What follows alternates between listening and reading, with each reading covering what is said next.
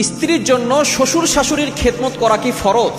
আমাদের সমাজে অনেকেই দেখা যাচ্ছে যে বিয়ে করে স্ত্রীকে এই জন্য যে সে তার পিতামাতার খেদমত করে দিবে, স্ত্রী এসে শ্বশুর শাশুড়ির খেদমত করবে। এটা আসলে ইসলাম কি বলে? এটা কি ফরজ নাকি ওয়াজিব নাকি সুন্নাত নাকি নফল? অবশ্যই আমাদেরকে বিষয় জানতে হবে। কেননা অনেক স্বামী আছে একটা মেয়েকে বিয়ে করে এনে সে তাকে কাজের বুয়া মনে করে, তাকে দাসী মনে করে, এবং তার পিতামাতার খেদমত না করলে তাকে অনেক সময় আঘাত পর্যন্ত করে থাকে। এমনকি শ্বশুর শাশুড়ি সে মেয়েটার উপরে নির্যাতন করে। খবরদার, অবশ্যই স্মরণ রাখতে হবে, পিতামাতার খেদমত করা সন্তান করবে, সন্তানের জন্য ওয়াজিব, সন্তানের জন্য ফরজ।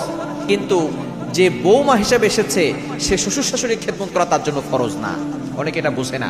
সে তার স্বামীর হক আদায় করবে, সন্তানদের দেখাশোনা করবে, ঘর গুছিয়ে রাখবে, স্বামীর দায়িত্ব পালন করবে, কিন্তু পিতামাতার খেদমত করা অর্থাৎ শ্বশুর শাশুড়ির খেদমত করা তার জন্য কিন্তু ফরজ না। এটা অনেক স্বামীরাই বুঝতে চায় না। হ্যাঁ, স্বামী খেদমত করবে, স্বামী যদি খেদমত করতে না পারে তাহলে সে কাজের লোক রাখবে, কাজের লোকরা তার পিতামাতার খেদমত করে দিবে, কিন্তু স্ত্রীকে কাজের বুয়া মনে করা যাবে না।